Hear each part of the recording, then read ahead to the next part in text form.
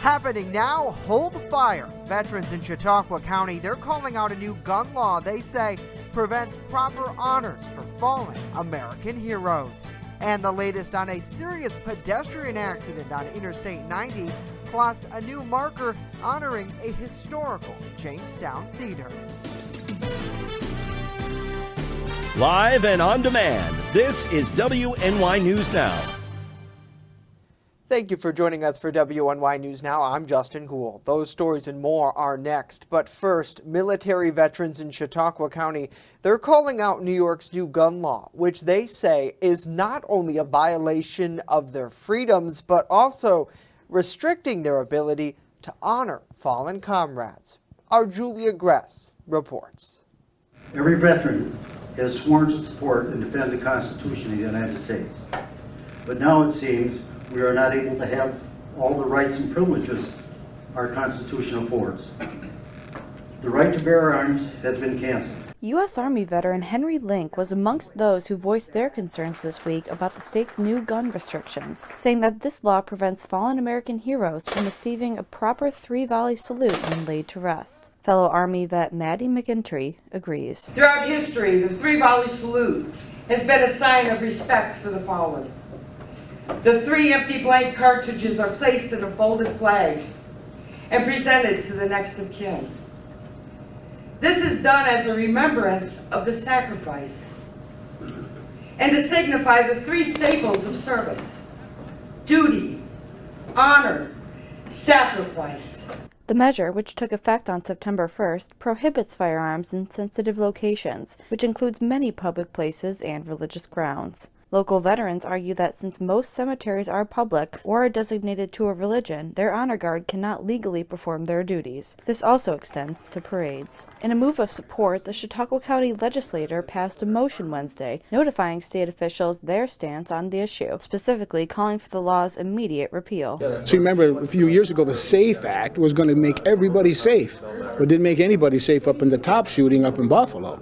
So here we are again. We're penalizing law-abiding citizens because of what the criminal does, and I think that's kind of backwards. All but one county lawmaker took the same stance, with District 4 legislator Susan Parker the lone no vote. There are some things that need to be addressed, perhaps, but I don't think sending a motion from the county to the governor is saying you're the worst is necessarily the way to go. Julia Gress, WNY News Now. Julia, thank you. Now, in addition to fighting the sensitive location clause, a suit heard this week is also challenging the training requirement for new concealed carry applicants that require them to turn over a list of former and current social media accounts for the last 3 years. A man was struck by an 18-wheel tractor trailer on Interstate 90 in Chautauqua County yesterday. According to fire dispatch, this accident happened around 3:15 in the afternoon in the westbound lane of I-90 near mile marker 457 between Hanover and Allegheny Roads. The person, who was reported to be unconscious but breathing, suffered a head injury. A medical helicopter was called to the scene, with crews shutting down the highway in order to create a landing zone. The victim was medevaced to ECMC Hospital in Buffalo. An update on his condition has not been released as of our broadcast. And an arrest has been made in connection with the continued illegal dumping on the city's east side. Officers with Jamestown police report 32-year-old Bladen Niles of Falconer has been charged with littering after he allegedly threw several dozen tires in a hilly, wooded area along Pratt Avenue. The alleged act was caught on security video back on September 11th. With the help of tips from the public, police said they were able to identify Niles, who at the time drove a maroon pickup truck. This summer, illegal dumping of garbage has become an increasing problem across the city. On Pratt Avenue alone, at least 5 others have been charged in connection with previous instances. Fentanyl, cocaine, weapons, and cash, they were all recovered by narcotics investigators at a residence in Dunkirk today. The Chautauqua County Sheriff's Office reporting just a little while ago a raid at 88 Maple Street in the lower apartment that followed a 2-month-long investigation with Dunkirk police. 53-year-old Curtis Nash and 32-year-old Mercedes Melendez were arrested. They both now face several charges. And new today with fall on us, water main flushing now having to be rescheduled due to high water levels. The Jamestown Board of Public Utilities was on tap to flush the mains as part of the biannual maintenance process tonight. However, due to this week's heavy rain, the pre-flush, as it's called, now on hold for those in Falconer. The system-wide flush is scheduled to start now Monday at 8:30 in the morning. That'll run through 4:30. During flushing, you can expect to see some discolored water that should be in the system 12 to 24 hours. They say don't do laundry during that time. Well, a new skate park is slated to open in the city of Jamestown. It's located at 117 Fairmount Avenue between West 6th and 8th Streets. The site's named in memory of the city's trolley system power station, which operated in the area from 1891 to 1938. Now, fundraising efforts for this project happened over 10 years ago, with Pete Shera, owner of the Jamestown Skate Products, leading the way. Well, workers broke ground in early May of 2021 on the 10,000 square foot project, which was overseen by Gridline Skate Parks. We'll have, kind of our thank yous and make sure that we recognize everyone who's been involved in the project, appreciating all of their support, the funding. It's been a long time, a long process, so, and the skate park itself has seen, many,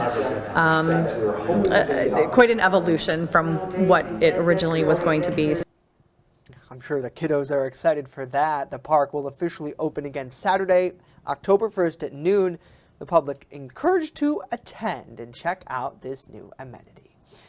Well, now let's switch gears and get a first check of our weather forecast. Chief Forecaster Dakota Hunter standing by with that. Happy Friday, Dakota. Happy Friday, Justin, and happy Friday to you. We made it through the end of another work week, and yeah, it's still kind of cloudy out there. The Randolph Peaches and Cream Sky Cam kind of showing you those clouds around, but we are going to be wisping away those clouds for at least parts of the afternoon. You can see on the satellite and radar composite some of those clouds around, but we are going to get brushed with some of the outer cloud bands from Ian tomorrow. Now, Justin mentioned about the high water level on the Chattacoin. It's still up there. 3.22 feet is the current water level as of noon hour, just below action flood stage. So the water level is still running high on the area streams and creeks, but we are going into a dry stretch. So that will help to kind of recede some of those water levels. So partly to mostly sunny today, not quite as chilly, but still cool-ish, 57 to 65 with a northeast wind. Now, as I mentioned, we're going to get brushed with some of those outer cloud bands from Ian, then an overall dry week. I'll talk about it with the Ultimate Satellite Solutions 7-Day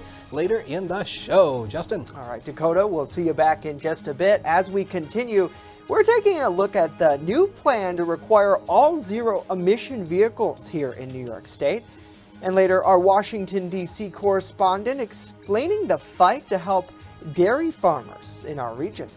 Stay with us. WNY News Now is back after this.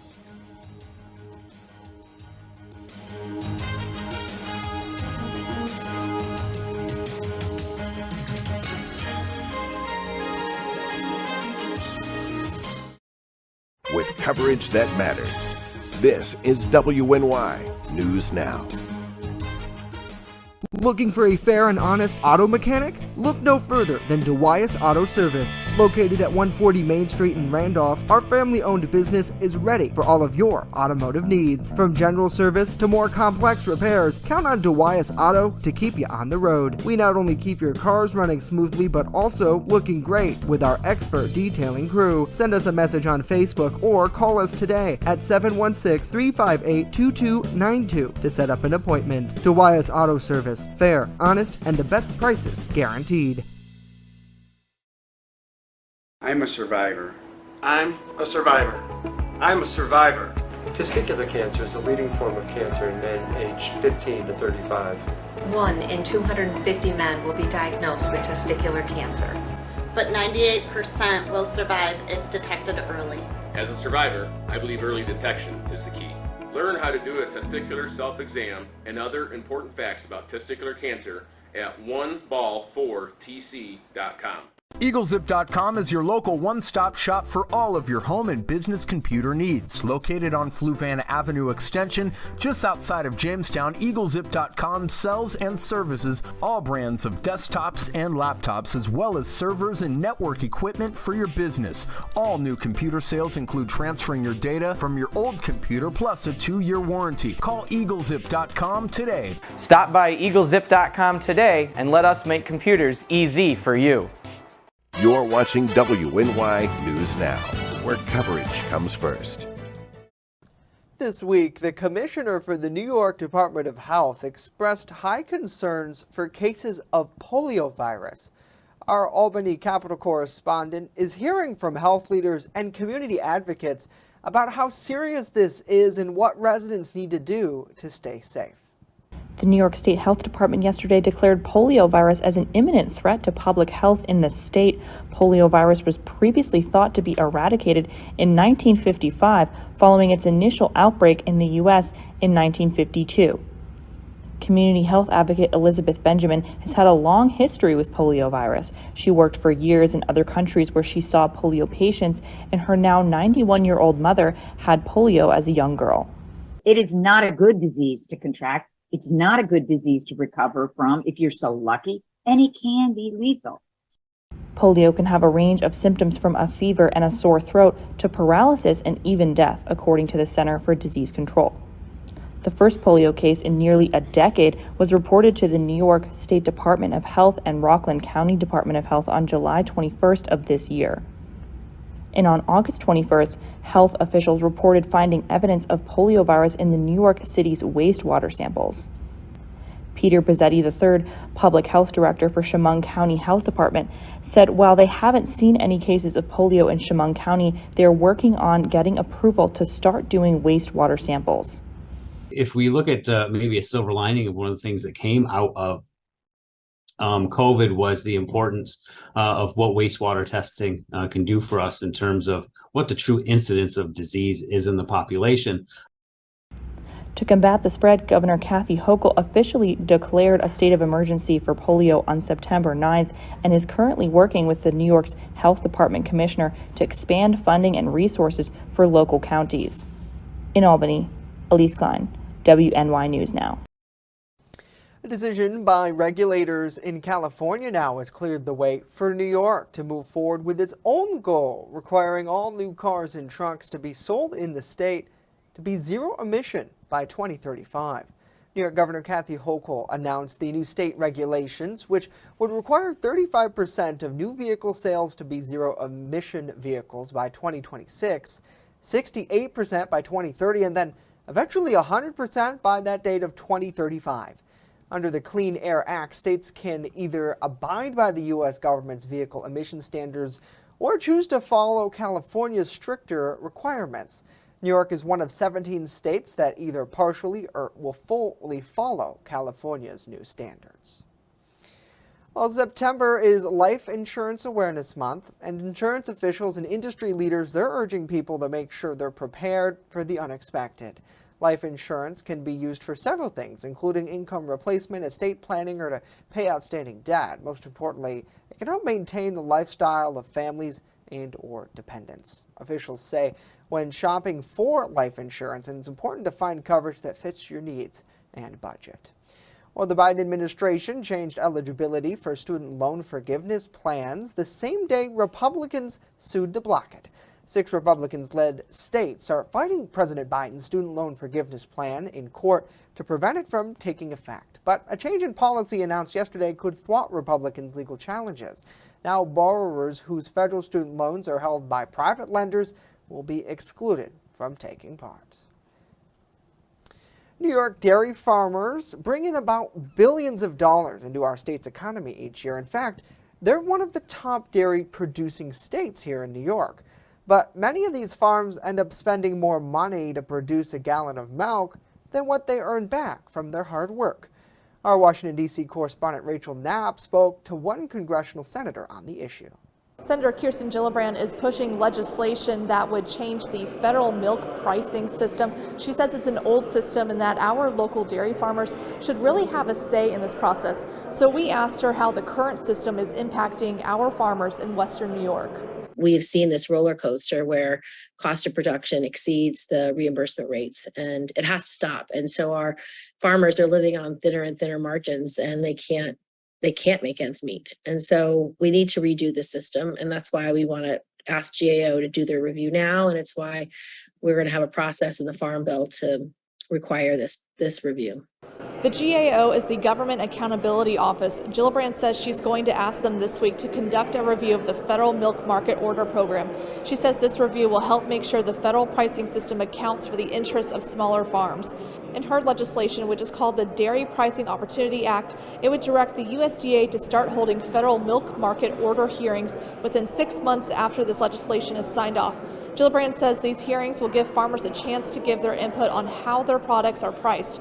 Over the phone, Western New York's congressional rep, Congressman Joe Semplinsky, says milk pricing for local farmers has been an issue that needs to be revisited. Dairy is a very big part of that agricultural sector in this congressional district. So if there is some way that they can be treated more fairly, or the price could be set more efficiently and put them in a position to be competitive, then sure, let's look at it and see if there is a way that could be done better. Last time the federal milk pricing system was revised is more than 20 years ago. Senator Gillibrand says while new technologies and processes have changed the way farmers produce milk in many ways, the system has simply not kept pace with the current reality. Gillibrand has introduced her legislation here at the Capitol, but it looks like so far that legislation has not moved past any committees yet. At the Capitol, Rachel Knapp reporting. Rachel, thank you. Coming up next, the story of a historic theater here in Jamestown, now being remembered a decade after it had to be torn down. But first, Dakota's back with a full look at our weather forecast. Stay right there. WNY News Now is back just after this. When severe weather breaks, one team has you covered, tracking the storms as they happen. Catch your First Defense forecast daily on WNY News Now. Slow down, and move over. Move over. When you see signs, Lights, vests, please give us some room. slow down and move over. When you need help, It's our job to help you. to save you. This danger is real. Do your part. Please Slow down, and move over. move over. Walking from Jamestown to Orchard Park is a long trek, but when rallying for a good cause, anything is possible. I'm Patrick Smeraldo, and I need your help to get there. Starting on November 11th, I'm walking over 60 miles to the Buffalo Bills Stadium, raising money for two great causes: Harrison's Playmakers and foster care in Chautauqua County. Harrison's Playmakers is a non-profit launched by former Buffalo Bills defensive tackle Harrison Phillips to connect kids with disabilities in sports. Furthermore, donations for this 3-day hike will also benefit CASA of Chautauqua County and the Stone family. We're assisting local foster care children during National Adoption Month. Learn more about my journey and to donate at ccsolutions716.com. With coverage that matters, this is WNY News Now. Fast, accurate, and everyday. First Defense Weather. Welcome back, everybody. I wanted to start off with some weather eye pictures. Our friend Don sending in some pictures of some ducks on a local little lake on his way to Erie yesterday. And Justin was able to capture these this morning of the frost and the fog in kind tone this morning. As we told you, that was going to be setting up through the overnight hours. And this, I think, is probably my favorite Justin captured. You can see the frost on the grass and the fog above. It was a great picture. So if you have any pictures or videos of the weather, Hunters WX on Twitter, the First Defense weather page on Facebook, and always use that hashtag MyLocalWX. It was a chilly start, 33 is where we started the day here in town. Also in Warren, you want to go colder? How about 30 in Bradford, 31 in Olean, 34 in Fredonia. So this was the coldest morning we've had so far this season, and I think we're going to see a little bit more of that as we go throughout the next couple of days. 49 as a noon hour right now. Still a bit chilly though, with a northeast wind of 3. At least the wind is light, so we don't really have a wind chill index out there to contend with through the afternoon. Tonight, JHS is back home. It is Jamestown's homecoming this weekend. So if you are going to stretch the field, 54 at 51 at 8 o'clock and 50 by the fourth quarter, they take on Niagara Falls. So again, a nice night for football, but the clouds will be starting to increase as we go throughout the game. But no weather hassles to contend with. You might need a sweater, but otherwise that's it. High pressure ridge set up now just to our north. This high pressure is going to keep this at bay, and you know what that is. That is now Hurricane Ian once again. So let's give you a quick update on Hurricane Ian because it's still hanging on in there. It's now coming shore almost onto South Carolina near Charleston, 85-mile-per-hour winds. And here's the forecast track from the Hurricane Center. After it makes landfall, it will quickly weaken into a tropical storm, then a depression, ultimately weaken off as it goes up through the Virginias. And we are going to see some cloud cover from that remnant circulation. So notice some of the cloud cover through the day today. Filtered sunshine. This is right around game time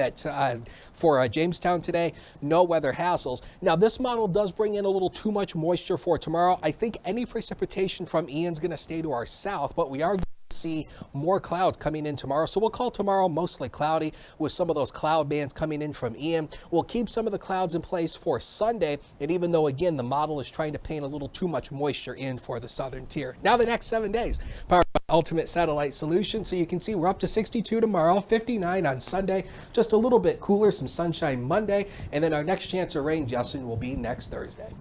All righty, Dakota, thank you very much.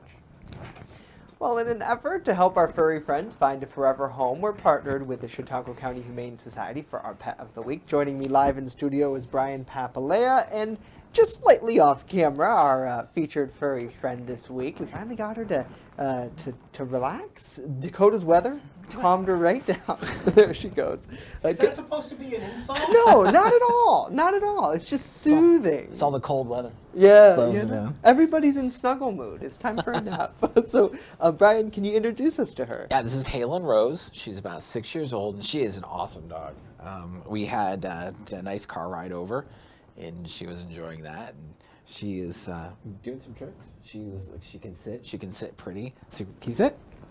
She won't do it now because we're live. Right. But she did sit pretty out in the hallway. Hey. And sit. No. I saw it though. I could attest to it. If you look at one of the cutest pictures, if you look at her picture at chqhumane.org, she's actually laying with a cat. Oh, really? Yeah, she's very cat friendly. When it comes to dogs, that's a no-no. Okay. She doesn't get along with other dogs. And then when it comes to children, maybe a little older, old enough to kind of understand that, she's going to be energetic and she's maybe going to be able to knock over the smaller kids. But, absolutely. But really, aside from that, she's going to be pretty good anywhere. On that scale of energetic, I imagine walks, things like that, if a family's looking at her, say maybe they do have a cat or they're graduating from a hamster to a dog or a cat, you kind of have that threshold sometimes. Yeah, something, with, I think, any living creature, you have to realize they need to get the energy out. Yeah. And you need to, make it so they can be tired and relaxed, too. Absolutely, but she is so friendly and happy to meet anybody. So again, to learn more about our friend here, Halen Rose, or any of the residents of the shelter, it's very easy. As you mentioned, chqhumane.org is the place to go, and all they have to do is fill out an application online, gets the process or going. they can stop down when we're open, and just, if they're interested in Halen specifically, that helps. You can still make the appointments if they wish to do that. Right. But yeah, you would do a meet with Halen, and then if you do have, she's no dogs, but normally if a dog's not, right. in a situation where they could be with another dog, we would do a dog meet if that was the case. And get you going. Something I do want to thank you for. This is going to be like Groundhog's Day a little bit, but we had our event at the mall last week with the kittens. We did 13 more adoptions. Oh, really? No So kidding. we did 26 just at the mall. I think between the 2 weekends entirely, we did like 50 adoptions. Oh, wow. So I want to thank you for helping. Yeah, my pleasure. And that's awesome. Yeah, and it's amazing. Thanks to the viewers. Well, really. Jen over it was yeah, over and Jen. there, Yeah. you know, she and the team that do the adoptions and everything, just everybody at the shelter and the volunteers. It was an amazing couple weekends. It really helped with the dozens and dozens of kittens that were coming in. So, and it certainly, is for a good cause too. Like you mentioned, all the proceeds from the sale of the adoption of the animal go back to help other animals. All that stuff helps, and so it's just just to see them get homes. This is so amazing. Yeah, absolutely. Brian, Halen Rose, thank you both for coming in today. Again, chqhumane.org is the place to go if you are interested in this beautiful lady. Well, coming up next here, the story of a historical Jamestown theater that was remembered today.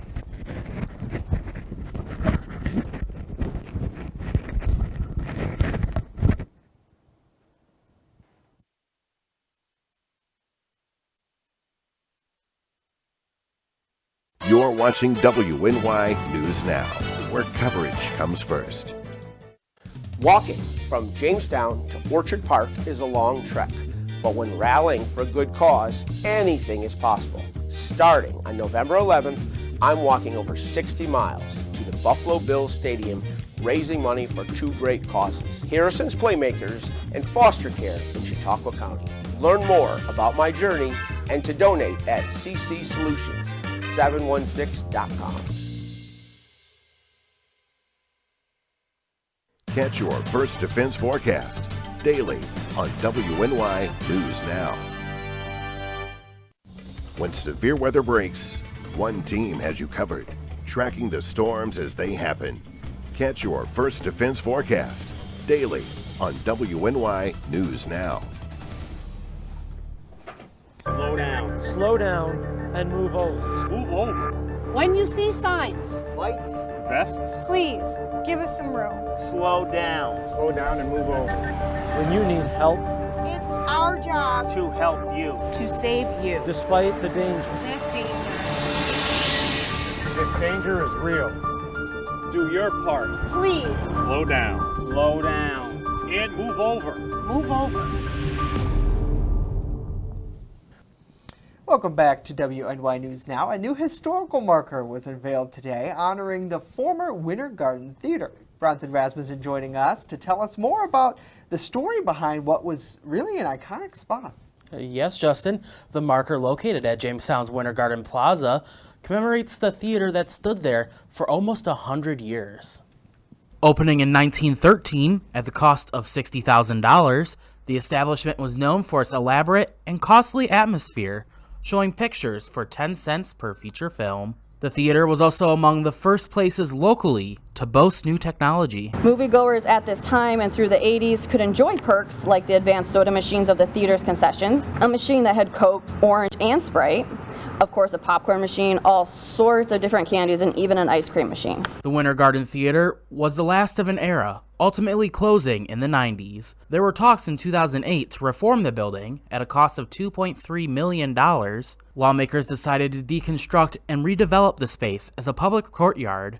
The building was brought down on April 17, 2010. In the end, the city's historian believes this marker will keep the theater's memory alive. I think these last few years have shown many of us just how much they meant to us when we couldn't actually go to one any longer. Much like going to church or a concert, movie theaters allow us to have memorable, emotional moments while sharing a public space with strangers. And the Winter Garden provided that experience and so much more to the citizens of Jamestown for nearly 100 years. So I'm delighted to have been able to honor it with all of you here today and highlight the importance theaters bring to our lives.